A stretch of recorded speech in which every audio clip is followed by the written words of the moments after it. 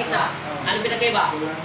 Diba kanina pinatesting kita kanina, ayaw mo upo dahil alam mo masakit. Ano pinagkaiba ngayon? Madali lang po mga. Diba sabi sa'yo? Kita ganun mo pa, kunyari, inabot ka na, dumumi ka pa dyan, subukan mo. Minsan may tao matagal dumumi. Oo. Minsan mo mag-ihip. Ano ba rin mo? Ilapat mo talaga yung nakamuti, lapat talaga ito. Hindi na kaganyan, talagang buka talaga yan. Kaya pakaramdaman mo, pakaramdaman mo.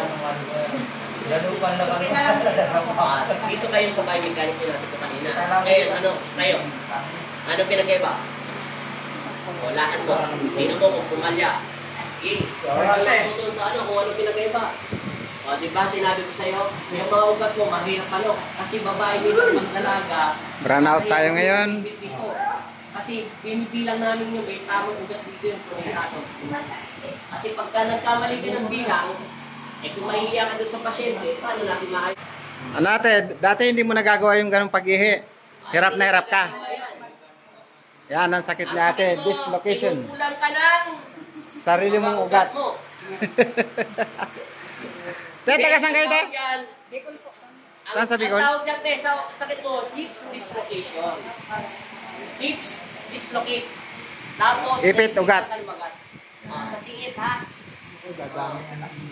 Nante, okay na? Okay na ang pagkaranda mo? Ilang taon ka na? 51 na po. Ay, hindi na pwede. Matuwa na yan. Te, bye-bye. Salamat sa inyong pagtitiwala. Pero mas maganda yan kasi taon na matagal natin talaga may follow-up check-up yan mas maganda. Parang hindi na aabutin siya ng ano, ng 3 taon pwede ka nang bumalik dito. Kasi pag hindi mo pinaulit yan, mga 6 months, 1 year lang yan, babalik ka natin. Kailangan pinapaulit mo yan para 3 years o 4 years, pwede ka ulit magpa-ano halay. Ito yung mutiasan. Ilang taon mo na bang nararamdaman yan, te? Ilang taon mo nang nararamdaman yan? Sa ito po mo. Tubig. Ngayon, naibalik na siya sa tamang ano, forma. Ito. Sige ate, bye-bye po ulit. Halimbawa, no?